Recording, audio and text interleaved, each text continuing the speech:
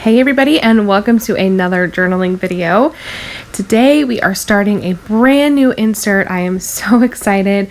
I talked about this a little bit in my last journal with me video that I was going to be finishing up my junk journal insert from Sea Salted Paper, and I was going to be starting a new one, and I wouldn't be using another one of those style notebooks.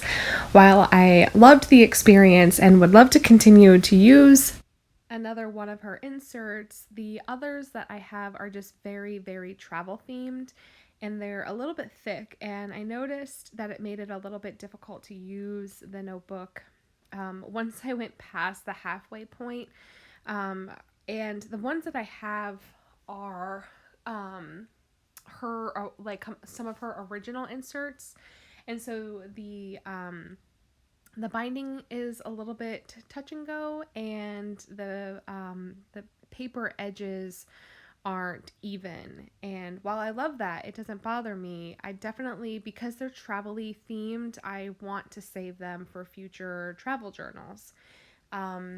Because I'm just not traveling a whole lot right now, and in the way my brain works is that everything is very practical and has to make sense.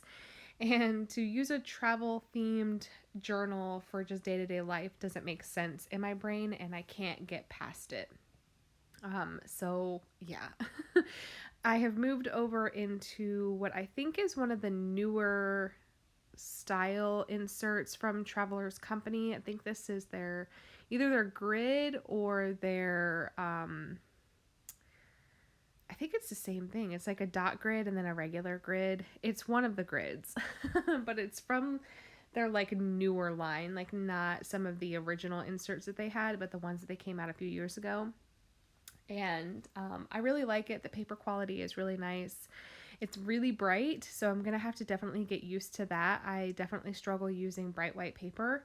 But I just like the paper quality, and I know and trust the quality of these inserts, so I don't really have to worry about the binding falling apart or the paper tearing and ripping or anything like that. So long-winded explanation of why I moved into a different insert. Anyway, so I'm using supplies that I just got in from a pen pal, and they're gorgeous, first of all, and they just really went well with the vibe of how I envision May to look. And the insert is going to start with the month of May. So I went ahead and took this protector ring from the back because it had the Denison branding and the printing on opposite sides, and so I wanted them to be on the same side. I didn't want to hide the Denison branding on the protector loop thing, so I just popped it off quickly with my scissors and just re-glued it back onto the front so I can get the best of both worlds. And I will be using it on a layout in a little bit, but first I wanted to do a little full page spread to notate that this is going to be the beginning of May's insert or journaling. And I did have a request for more full page journal layouts rather than just my clusters, because because I do sort of pre-decorate all of my journals and everything. I definitely want to be mindful and leave a lot of space for my actual journaling. And I don't do a whole lot of the full page journal spreads just because it doesn't make a whole lot of sense with the journal that I'm using, but I do them for the month divider. And so that's basically what I'm doing now. And if that's something that you want to see more of in the future, let me know. I don't mind doing it. It doesn't bother me at all to do it.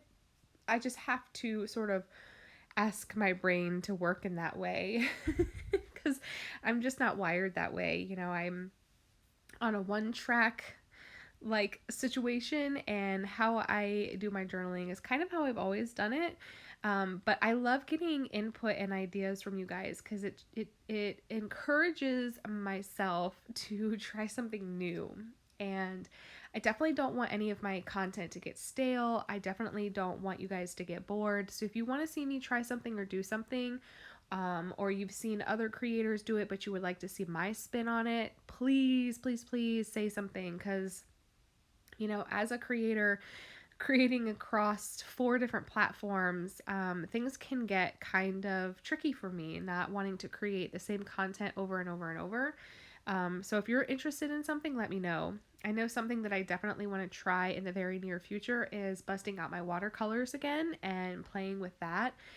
Something that I have been using a lot of lately is handmade paper. You will see I'm using it on almost every layout of this journal with me video because I fell in love with it a couple years ago. I started making my own, and really wanted to just sort of throw myself into that realm, and acquired a lot from my pen pals, people that send things to my P.O. box, and I hadn't been using it, and now I am, because someone asked a couple weeks ago or a couple months ago, if I would start combining my vintage supplies and my newer supplies, my vintage and modern stuff.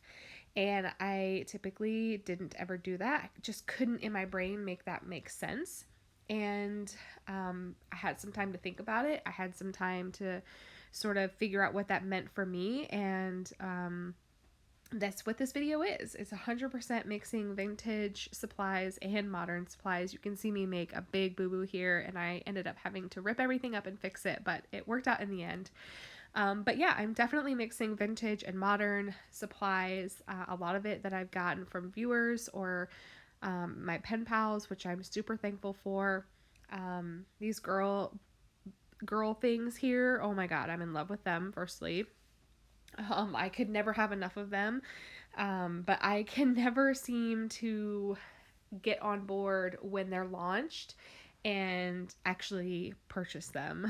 So I'm super thankful whenever I get them in the mail because I just absolutely love them.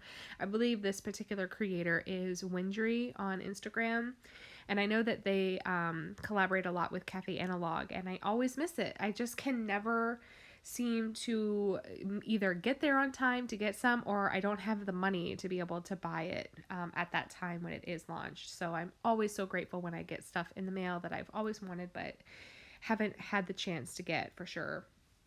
But yeah, so if there's ever anything you want to see me do, or things you want to see me try, or supplies you want to see me try, always just leave it down below in the comment section. I read them. I get emails every single time someone comments, and I always read them. I may not reply right away, but I always see them.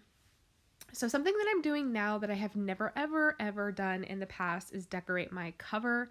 I normally save my cover blank because I want to be able to include stickers or anything that I come into contact with during the months that I'm using it, like store stickers or branding stickers or anything like that. But I decided I'm starting a new insert. I want to just go for it.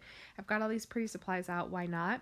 And so I decorated my cover a little bit. I didn't add too much because I want to be able to add things in the future, but I really like the way it turned out, and I loved forcing myself to do something new.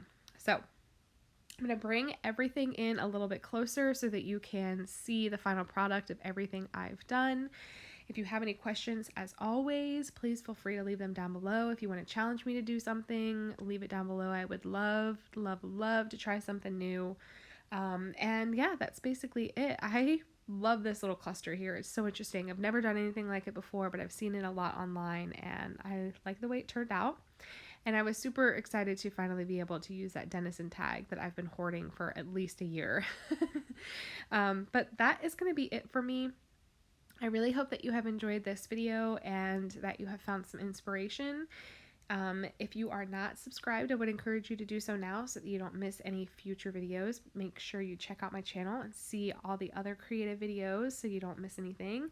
And I will catch you guys later. Thanks for hanging out. Bye!